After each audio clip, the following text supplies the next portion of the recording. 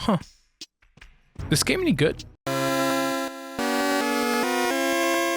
Metal Gear Ghost Babel, known simply as Metal Gear Solid outside Japan, was an attempt to bring the series over to the Game Boy Color. It was initially envisioned to be a port of MGS1, but due to the hardware and a desire to do something a little more interesting, what we actually got was a game with its own unique storyline. It still borrows from MGS1 with some of its aesthetics and character conventions, but for the most part, it feels like a truly unique title in the series. I can't say I'm usually a fan of how 2D Metal Gear plays out. My brain isn't really wired to find this style's quirks and shortcomings to be too much fun. And Ghost Babel is a game full of its own ups and downs that, in some ways, makes the game difficult to wholeheartedly recommend. But at the end of the day, this is a game that embraces the series' past and elements of the future, and it's an experience that is well worth trying for yourself. Initially, Ghost Babel is a bit confusing as to where it takes place in Metal Gear's overarching storyline. Most of the setup makes reference to the events of the first Metal Gear for the MSX2, but Metal Gear 2 Solid Snake isn't mentioned at all, so it's assumed that that game's storyline never happened. Ghost Babel takes place 3 years before MGS1 as well, but the timing between the two games is a little awkward, especially as the initial conceit for Ghost Babel is Snake being pulled out of retirement, which would be a bit weird to do yet again 3 years later for MGS1. My personal headcanon for Ghost Babel is that it's a real game within the mainline Metal Gear series, hence the poster you see in MGS2. Also, generally speaking, Metal Gear isn't immune to titles that are non-canon, since we have the NES and Acid games joining the pile as well. So Ghost Babel being canon or not doesn't really matter at the end of the day, and I don't even know why I'm talking about it, to be honest. The general idea in Ghost Babel is the same as any other Metal Gear game. Snake infiltrates a military base, has to deal with an elite group of mercenaries, and ultimately stop Metal Gear to halt the arrival of nuclear Armageddon. But it being a Game Boy Color game, the scale of things is a little bit smaller. Not that much smaller, mind you, this is still a full-feature action-packed Metal Gear game, with multiple difficulties to choose from and a full VR missions bonus mode included too. The biggest shakeup in Ghost Babel is the game's structure. The game isn't set up like one big linear mission like almost every other Metal Gear game. Instead, Ghost Babel is split up into 13 missions that each give you a ranking depending on how you perform. It's pretty tough to get good rankings on a first-time playthrough due to the psychic damage the game imparts on you at the end of every level. I'm not sure why Konami was so harsh as to put ratings like poor or terrible, though. Just makes you feel a bit sad at the end of the day. Just like in Metal Gear Solid, you can press up against a wall and knock on it to attract enemies to your position, though I never found this useful due to the level design never really accommodating this feature all that well. MGS1 didn't either really, for the record, so I'm not too upset about it. Snake can also crawl and hide in vents, underneath desks, and inside small alcoves to evade detection. The early levels also feature bushes and water that Snake can crawl in to hide from enemies, which is really cool to see considering the mainline games wouldn't have these sorts of mechanics until MGS3. But when all is said and done, nothing beats using a suppressed pistol to silently deal with your enemies. Oh wait! Yeah, the game doesn't like it when you do that. Each of Ghost Babel's stages offer up little microcosms that emulate the usual experience of Metal Gear pretty well.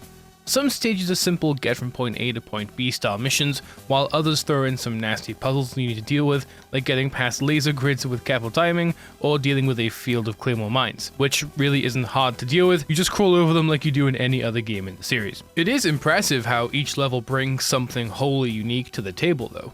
It gets across the same sort of chaotic energy that the rest of the series has, albeit in a more constrained structure, which is perfect for the handheld format it was designed for. Some of these missions can take up more than half an hour on a first-time playthrough though. Thank God mailing is back. Ghost Babel is also so interesting due to its divorcement from the rest of the series. This isn't a Metal Gear Solid game, even if the PAL and North American versions of the game say so. This game and its story is entirely its own thing, and to play a game that isn't beholden to the baggage found in the rest of the series in this day and age is fascinating. There are some things that never change though. Snake himself is in a similar position to where he is in MGS1, struggling to move on from the events of Outer Heaven and despising the title of legend that people keep putting onto him. Snake is jaded and unable to put the pieces together that make up his own motivations at times, all the while eager to dispense some life lessons to others on the field that are struggling in the moment. What makes Snake so interesting in Ghost Babel is the fact that he doesn't seem to get the sense of closure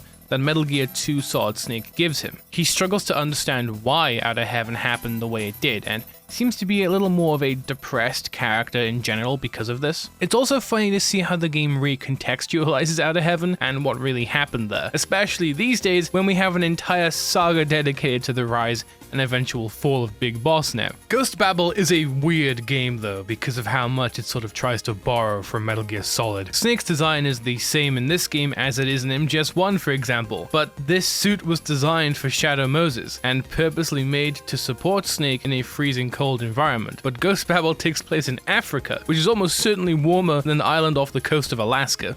But there are some divergences too, mostly in terms of the game's level design and core ideas. For instance, Ghost Babel features the Nikita once again, which at this point is already a mainstay weapon in the series, but it utilizes the weapon a whole lot more than MGS1 ever did. Remember how Snake only has to use the Nikita one time in MGS1? Well, in Ghost Babel there are a handful of puzzles involving it that range in difficulty, and they're all pretty fun too. It's a shame that the mainline games didn't get much mileage out of this weapon, because I can imagine some more fun scenarios involving it.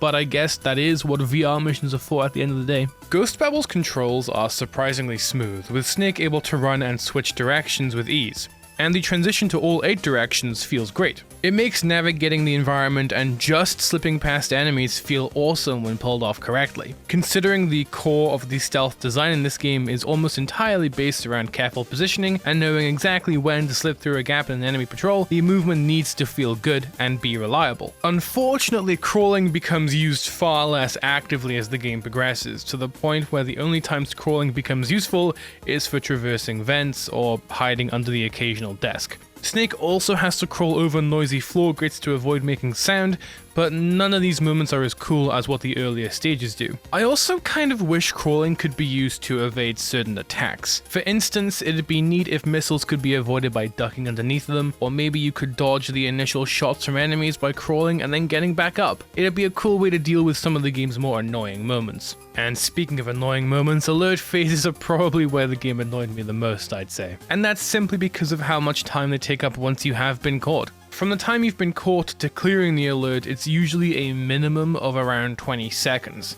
But you can't just take out all the enemies in the area to clear the alert because more just infinitely spawn in. So your only real option is to run away, and if you're lucky, the enemies will sort of give up trying to look for you, or you can find a room that acts as a cutoff point for the alert that just turns it off. I will say though, that Ghost Babel's soundtrack does a good job of making these moments feel frantic, with the alert music being a pretty stressful track to listen to, fittingly.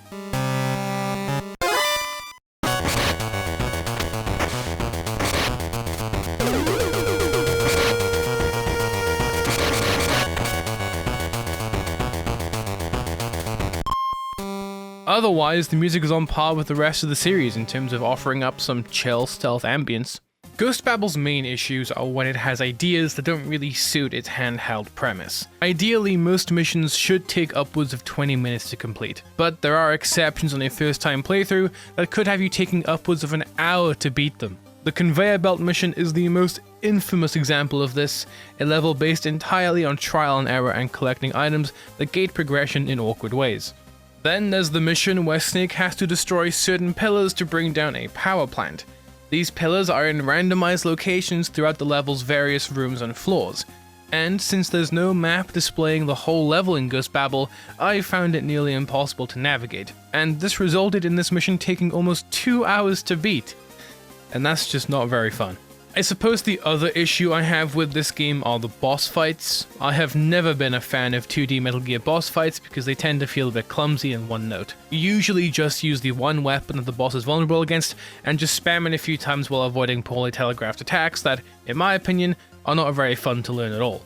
Generally speaking, Ghost Babel's worst moments are when it decides to be too difficult or too obtuse with its design, which only occurs for a fraction of the game's overall runtime, to be fair. It's just a shame that these blemishes impact a game that I'd otherwise call a pretty flawless Metal Gear experience. You get the funny codec calls, the long monologues following a boss fight with an eccentric cast, smooth stealth gameplay that rewards taking risks and learning how to approach situations with quick thinking, and most importantly of all, you get a rich Metal Gear narrative that doesn't feel like it's cutting any corners by being on a Game Boy. In a lot of ways, Ghost Babel feels like a true evolution of the MSX games, with the aesthetic touches of MGS1 carrying a lot of its visual identity. So in that sense, Ghost Babel is perhaps one of the most unique games in the series, and it's a real shame that it never got a follow-up title to pick up where the game leaves off. Unlike other Metal Gear spin-offs, Ghost Babel doesn't go in the direction of offering up wildly different characters and gameplay.